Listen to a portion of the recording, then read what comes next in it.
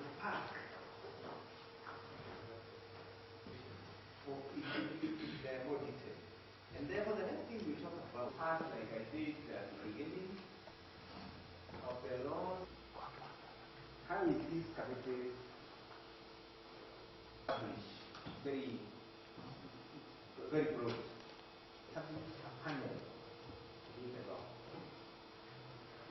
Then a panel will be created to recruit the person. Who are the members who came from a private life? Then there is a representative from officials must be accompanied with a level of ambassador, and this is the domain of Russia.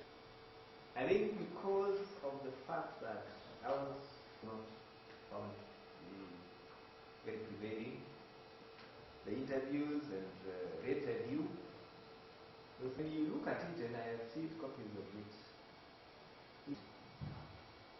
and one of the very interesting writers, because either the form, and there are specific provisions. He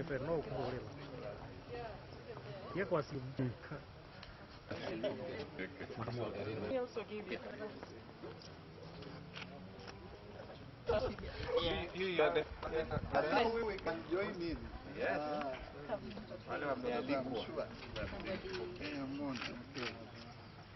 Already? Yes. That's okay, thank you. And now I'll be left to the right there. Receiving petitions from those who are convicts, and already we have quite a number of them with us. In fact, as many as over 2,000 at the moment, and we may be focusing our attention on about 200 of them because of the the criteria that we have that guides us or that regulates the committee. And other than listening to the petitions of the convicts, and of course determining the ones which merit and advising the president on the ones who merit, we'll also need to go a little bit further and educate the public, because we may be aware from some of our past experiences as a nation that the new constitution is something that we are constantly exposing ourselves to. So we may need to do some outreach services to the communities to educate them on the privilege of the power of mercy. And other than that, we'll also need to educate the people who are already convicted so that they can be informed, they can make an informed decision as to apply for the power of clemency from the presidency. And other than that, we are also going to engage in research. You're aware that we are living in an environment that is dynamic, and there are many things that are happening. Like, for instance, we have new challenges like terrorism. So that will require a little bit of research work to be done, to be put in. And that is what us as a committee will be doing, or will be commissioning some researchers to do the work. No, that much as petitioners are free to request for the consideration, victims are also similarly free to make their representations to the committee. And the committee will as well look at the concerns of the victim, and where it is felt that it needs probably to encourage an offender to enter into reconciliation even ahead of listening to his petition. Again, the committee will make those we advise the petitioner similarly.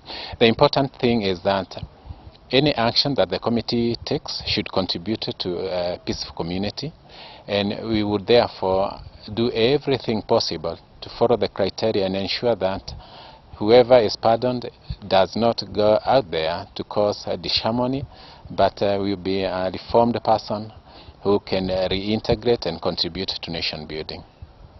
But again, it's a process that takes time. We must attend to all the concerns We have to make a personal interview with all the petitioners. We have to get reports from the concerned government agencies, including the security agencies, the judiciary, because they all inform the decision that the committee comes up before it can make a recommendation to His Excellency the President. So every case is recent expedientary, but again, let's also remember that some of the petitioners may be in very far-flung areas.